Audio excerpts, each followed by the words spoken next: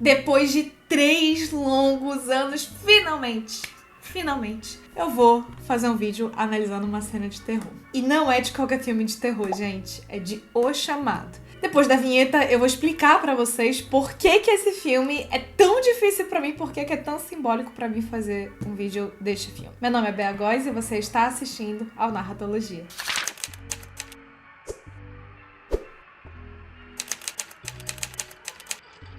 Gente, antes da gente entrar no vídeo, no filme, qualquer coisa, deixa eu primeiro explicar pra vocês a minha história com esse filme, né? Quando eu tinha 5 anos, né? Eu tenho um irmão mais velho, né? Que ele é 3 anos mais velho que eu. E quando esse filme saiu, eu tinha 5 aninhos. E o meu irmão sempre foi fissurado por filme de terror. Mas vocês não estão entendendo o quanto que esse menino era apaixonado por filme de terror desde que ele era criancinha. E eu, coitada... E eu queria, né? Tipo, que nem meu irmão mais velho, eu queria. Não, tipo, sou muito descolada, entendeu? Eu acompanho meu irmão mais velho nos rolês dele, entendeu? Eu sou forte, eu sou corajosa. Aí a criatura um dia me chamou, vamos assistir O Chamado? Aí eu falei, vambora que eu não tenho medo de nada, né? Sempre fui metade no astral em Ares, né? Então, assim, medo da briga eu não tenho, né? Então fomos pra briga, né? Fui assistir o filme. Eu passei 18 anos da minha vida apavorada de assistir qualquer filme de terror. Vocês não têm ideia, gente. Até hoje, quando eu chego perto de um poço, eu fico assim, chega a me dar um calafrio, me dá um negócio. Eu fico com muito medo. Vocês não estão entendendo. Eu tenho muito pavor de poço até hoje. E daí o que aconteceu? No finalzinho do ano passado, meu irmão virou e falou assim: a gente não vai virar o ano sem tu assistir O Chamado. Promete pra mim, por favor, por favor. Eu falei, tá bom, a gente vai assistir O Chamado. Assisti e curei meu trauma. Agora eu tô muito mais tranquila com filme de terror. Inclusive, já até analisei a minissérie de terror, Missa da Meia-Noite aqui. Então, é provável que vocês comecem a ver mais coisas de terror aqui no canal, até porque eu realmente acredito que é um gênero que tá em ascensão, é um gênero que a gente tá vendo cada vez mais filmes e séries melhores sobre, né? Então, quero muito comentar mais aqui no canal, quero assistir mais, conhecer mais e comentar aqui com vocês. E aí, gente, dito isso, e porque eu sei que é um filme que quase todo mundo assistiu, porque esse filme foi uma febre, né? A gente vai hoje analisar uma cena de terror. A gente vai pegar o roteiro, vai ler o roteiro. Se você chegou aqui no canal hoje, você não conhece esse quadro chama Roteiro em Cena. Então eu pego um roteiro, leio com vocês e vai passando a cena à medida em que eu vou lendo o roteiro, pra gente ver o que tá diferente, o que tá igual e também, principalmente, pra gente observar os recursos de formatação de roteiro que foram utilizados na escrita deste roteiro. Antes de qualquer coisa, já peço que vocês se inscrevam no canal, deem um like no vídeo, vão lá me seguir no Instagram e coloquem aí nos comentários: Sam, muito obrigado. Sam, pra quem não sabe, é o editor daqui do canal. E o Sam, gente, também não gosta de filme de terror. Só que o Sam vai fazer a gentileza de colocar essa cena de terror enquanto eu leio o roteiro. Eu, bonita, não vou nem ver a cena de novo. O Sam vai ver várias e várias vezes porque ele vai editar o vídeo. Então esse vídeo só existe, gente, por causa do Sam. Então vocês me façam o favor de colocar aqui nos comentários muito obrigado, Sam, tá bom?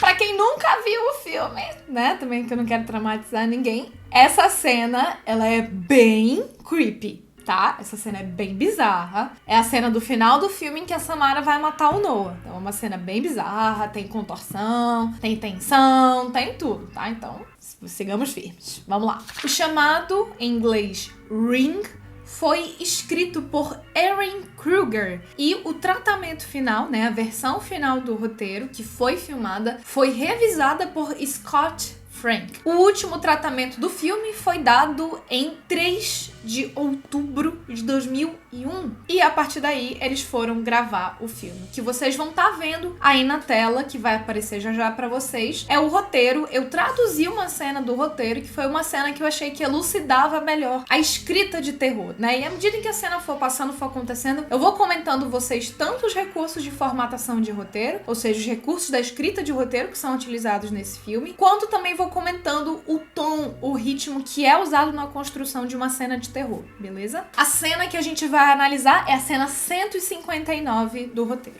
Interior Loft de Noah, dia... Opa, gente, pera lá. Antes da gente chegar, deixa eu primeiro dar o setup do que tá acontecendo no filme nessa hora. A gente tá já no finalzinho do filme, tá? Pra quem não conhece O Chamado, eu vou dar a premissa aqui rapidinho. Existe uma fita cassete, tá? Deve ter gente que tá assistindo esse vídeo que não sabe nem o que é isso, nunca nem viu na vida, deve achar que é uma relíquia, né? Mas enfim, uma fita cassete que você colocava lá no videocassete, passava na televisão. Era um filme, um curta uma coisa bem pequenininha, muito bizarro e muito assustador. E o que acontece? Depois que você assiste essa fita, o seu telefone toca, você atende e uma voz muito cavernosa te fala que você vai morrer em 7 dias. E daí o que acontece? Esse personagem, que se chama Noah, ele assistiu a fita e 7 dias depois chegou a conta dele pra ele pagar. E agora ele vai ser assassinado. Então o que acontece? Tá passando na tela da TV a fita ligou sozinha, né? Eu queria, gente, pegar do início de toda essa sequência, só que ela é muito longa, essa sequência, e ela tem um entrecorte no roteiro com outra cena. Então ficou muito complexo. Eu falei, não, deixa eu só pegar esse pedacinho, né? Que vocês vão ver que já é 1,5 página, acho que eu nunca analisei algo tão extenso aqui nesse quadro do canal. Então já é 1,5 página pra gente analisar aqui. Quase tudo rubrica. Só tem uma fala, praticamente tudo rubrica, que é do momento em que a Samara, que é, digamos assim, o fantasma desse filme, né? É a maldição desse filme, a gente entende por que ela tem essa maldição e tem essa questão. Ela sai da fita e ela vai atravessar a TV, tá? Então é bem bizarro. Você já deve ter visto essa cena algum momento na sua vida, se você não conhece o filme. É bem bizarro, muito assustador e deixa pessoas como algumas apavoradas de televisão e de banheiro de água até hoje. Mas vamos lá. Interior, loft de Noah, dia. Na TV, 2 mãos pálidas agarram o topo do poço, trazendo à vista uma figura esquelética em um vestido branco, seu longo cabelo preto emaranhado obscurecendo seu rosto. É Samara. Primeiro detalhe que a gente já percebe que tá diferente na tela, né? A primeira coisa que aparece do poço, gente, isso é muito assustador. É o cabelo dela. O cabelo dela sobe primeiro pelo poço do que ela. Então, assim, a primeira coisa que tá diferente. Provavelmente, quando eles foram gravar, né, eles pensaram, como é que a gente deixa uma parada que já é muito assustadora, mais assustadora? Bora botar o cabelo dela pra passar primeiro pelo poço do que a cabeça dela. Muito mais interessante, né? Muito mais legal, muito mais traumático. Primeira observação, a gente tem aqui um cabeçalho simples, tá? Então aqui a gente tem interior, loft de Noah, dia, cabeçalho super simples. O filme, inclusive, o roteiro, dei uma passada geral. Tem cabeçalhos bem diretos, bem simples. Faz muito uso de subcabeçalho, faz uso de subcabeçalho, inclusive, aqui nessa sequência. Vou já chegar lá pra vocês. E a gente tem aqui na nossa rubrica, né, que pra quem não sabe é a descrição da ação do roteiro, né, a gente tem algumas coisas em caixa alta. O que é isso, né, que tá aqui em caps lock? São momentos em que você quer dar mais destaque. Então, sempre que você quer dar mais destaque pra alguma coisa no roteiro, você vai e coloca em caixa alta, tá? Então, você vai e deixa aqui em caixa alta. Mãos pálidas e aqui figura esquelética, tá? Por exemplo, estão em caixa alta. Se você tá perdidaço, não faz a menor ideia do que eu tô te falando, eu tenho um curso que tá sempre com as inscrições abertas, que é o meu curso de formatação de roteiro. É o curso em que eu te ensino a fazer isso aqui. Eu te ensino a escrever um roteiro. Você pode testar o curso por 7 dias grátis, para depois decidir se você vai ficar ou não. O curso tem garantia de 7 dias. Clique no link da descrição para você poder conhecer o curso. Mas vamos continuar aqui. É Samara. Ela se rasteja de maneira estranha para fora do poço, sobre a pedra e para o chão. Ela rasteja como uma aranha se movendo para frente em reverso. Uma humana, mas com movimentos desumanos. Então, gente, percebam como aqui a gente já percebe vários recursos para construção de tom. O primeiro deles é a paragrafação, né? Então, a maneira como os parágrafos são construídos aqui, ó, o primeiro e o segundo parágrafo coloca aqui só essa Samara, né? E esse é o momento da narrativa que você tá, não é possível, será que é isso? Será que é ela? Será que é ela? É ela, e é ela que chegou pra matar o cara. Então tá aqui, ela se rasteja de maneira estranha para fora do poço. Esse sobre que tá sublinhado aqui, eu não entendi por que ele sublinhou, porque você sublinhar na rubrica significa também dar destaque. É só uma maneira diferente de você dar destaque para alguma coisa na rubrica. Assim como caixa alta, que, por exemplo, rasteja tá aqui do mesmo jeito. Aqui a gente tem uma comparação, né, que é uma coisa que se usa em roteiro. É uma coisa para você usar sempre a todo parágrafo? Não, né? Como a gente sabe. Aqui na rubrica, a gente deve preferencialmente escrever sentenças que são filmáveis, ou seja, ações. Se eu escrevo na rubrica aqui, né, na ação, por exemplo, que a minha personagem está se sentindo triste, o diretor vai virar pra mim, roteirista, e perguntar: como é que eu filmo isso aqui, criatura? Que ela está triste. Eu boto a câmera, como? Como que eu filmo, né? Eu tenho que colocar alguma ação que diga isso. Entretanto, não tem problema, ainda mais em filmes como é o filme de terror, que você tá criando um tom bizarro. Não tem problema você fazer uso de metáforas e de comparações e até mesmo de frases que, em teoria, não acrescentam na ação, né? Não ficam narrando a ação. Não tem problema, porque tá criando o tom, mas não vai usar todo o parágrafo, né, criatura? É só de vez em quando. Ela rasteja como uma aranha se movendo para frente em reverso. Uma humana, mas com movimentos desumanos. Noah está plantado no mesmo lugar. Samara se rasteja para frente, firmemente em direção à câmera, em direção à origem de quem lhe filma. Esse parágrafo aqui, gente, eu traduzi de uma maneira diferente, tá? Esse em direção à origem de quem lhe filma, eu não tava assim no original. No inglês original, isso daqui tava towards the source of the locked off image, que seria algo como em direção à origem da imagem travada. Só que eu achei que isso em português não ia ficar legal, então eu coloquei em direção à origem de quem lhe filma, porque tá acontecendo uma metalinguagem nessa cena. Então olha só a dificuldade do roteirista de narrar isso. O diretor deste filme, o chamado, tá filmando uma televisão. Nesta televisão está passando uma imagem. A personagem, ela está caminhando em direção a quem lhe filma do ponto de vista da imagem que tá passando na TV. Entendeu? Porque o que acontece? Essa personagem, vocês vão já entender, ela vai andar até que ela vai atravessar a televisão e vai sair da televisão, né? É isso que vai acontecer. Por isso que eu traduzi dessa forma, que eu achei que ia ficar um pouquinho mais fácil de compreender em português. Firmemente em direção à câmera, em direção à origem de quem lhe filma. A lamentação sussurrada está ficando mais alta. Samara se aproxima, preenchendo o quadro na TV. Suas garras desprovidas de unhas aparecem ao redor do quadro como se estivessem explodindo da câmera. Quando a água começa a gotejar da moldura da televisão, gotejamento constante vem de rachaduras entre os painéis, entre o vidro de imagem e o invólucro de plástico. Então, acho que deu pra entender o que tá acontecendo, né? Samara chegou perto da televisão, vocês estão vendo aí a imagem, botou as garrinhas pra fora e começou a sair. No que ela bota as garras pra fora, começa a pingar água, tá? Bea, o que é esse monte de hífen jogado aqui na rubrica que eu não entendi? A gente tem nesse primeiro parágrafo aqui, e a gente tem aqui também de um parágrafo para outro, essa hífen dupla, né, que eu já falei outras vezes aqui no canal. A hífen dupla a gente coloca sempre que a gente quer marcar uma interrupção no roteiro, né? E isso não é só para diálogo, muita gente pensa que é só em diálogo que a gente coloca isso, mas não é. A gente também coloca isso na rubrica. Então, sempre que você quiser marcar que uma ação tá sendo interrompida e quase que sobreposta a outra, você coloca essa hífen, tá bom? Que dá a sensação de que a coisa aconteceu de repente. Você tava narrando e daí, de repente, isso aqui começa a acontecer. Então é isso, a gente tá prestando atenção que a mão dela tá saindo assim, pela televisão e a água começa a gotejar. Um outro detalhe que você tem que prestar atenção é isso daqui, ó. Esse lamentação sussurrada tá em caixa alta. É pra chamar atenção, Bea?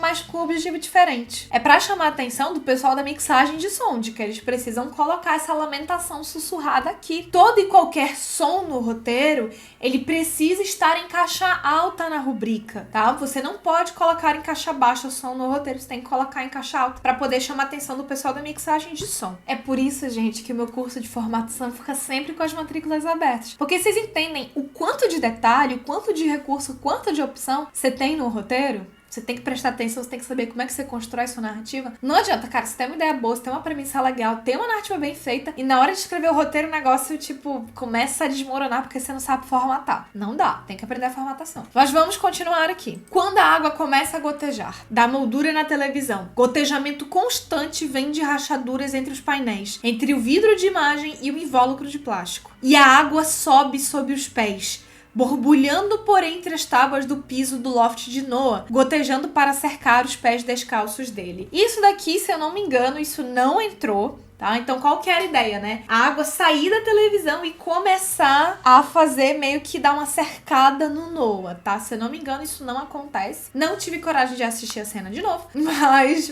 vocês vão estar vendo aí se isso realmente acontece ou não. Se estiver acontecendo, sempre vai colocar um check aí de acontece sim no roteiro, né? Mas tem algumas coisas que acontecem diferentes também, a gente vai já chegar nesse detalhe. Enquanto Samara se rasteja para fora da televisão.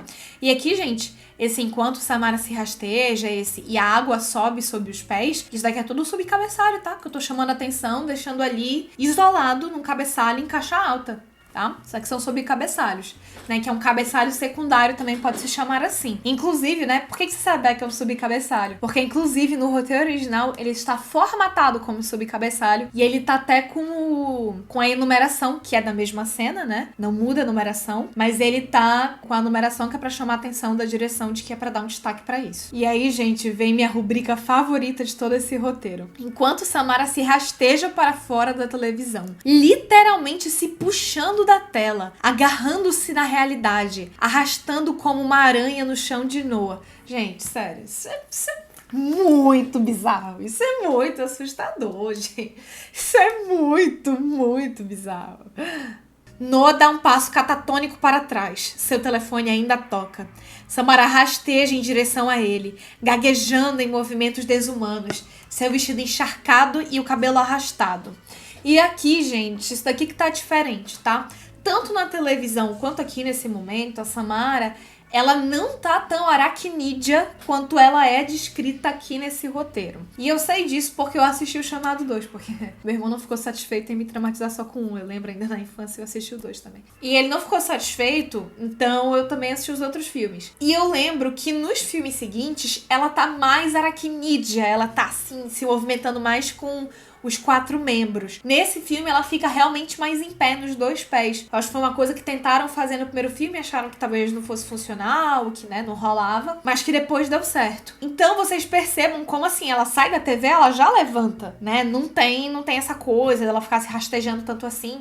Inclusive, quando ela sai do poço, ela já sai andando também do poço, né? Não é uma coisa que ela fica se rastejando, tá? Mas vamos lá. Samara rasteja em direção a ele, gaguejando em movimentos desumanos, seu vestido encharcado e o cabelo arrastado, enquanto Noah recua, esbarrando numa cadeira em seu caminho. E logo depois de uma prateleira inteira de equipamentos, Samara rasteja sobre os objetos, cambaleando em direção a um equilíbrio em seus 2 pés, enquanto ele está de costas para a mesa com o telefone tocando, tremendo com horror absoluto, enquanto Samara se levanta a toda a sua altura, vestido e cabelo pingando. O lamento não é mais um sussurro, mas um grito agudo.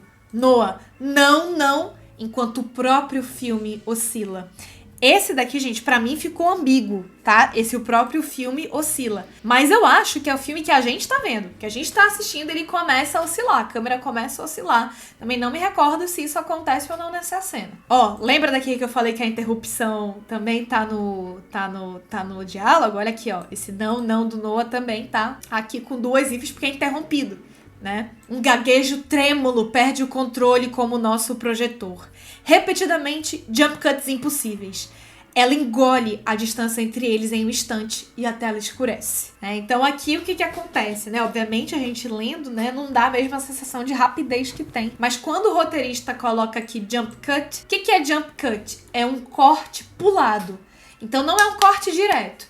Por exemplo, se o Sam, ele dá um corte entre eu falar alguma coisa e daí eu fico calado um tempo, que por exemplo eu tô lendo, eu tô pensando o que eu vou falar, e ele corta direto pra quando eu falo de novo, isso é um jump cut, entendeu? Porque se tivesse dando um corte direto, seria por exemplo um corte entre eu e um outro ângulo, mas não, ele corta, ele engole um tempo, entendeu? Então é isso que tá acontecendo quando ele coloca aqui jump cut, que inclusive é uma transição de formatação de roteiro que a gente pode usar. Quando ele coloca, o roteirista coloca jump cut aqui, quer dizer que a Samara tá aqui, depois ela tá aqui, depois aqui, entendeu? E esse movimento não é contínuo, é um movimento chapado, cortado, entendeu? Então, repentinamente, jump cuts impossíveis, ela engole a distância entre eles em um instante e a tela escurece. Então, gente, esse daí é um excelente exemplo de cena de terror. É uma cena de terror muito bem escrita, como vocês podem ver, um equilíbrio muito bom entre ação narrada, metáforas e comparações e adjetivos, né, sentenças que servem só para caracterizar, paragrafação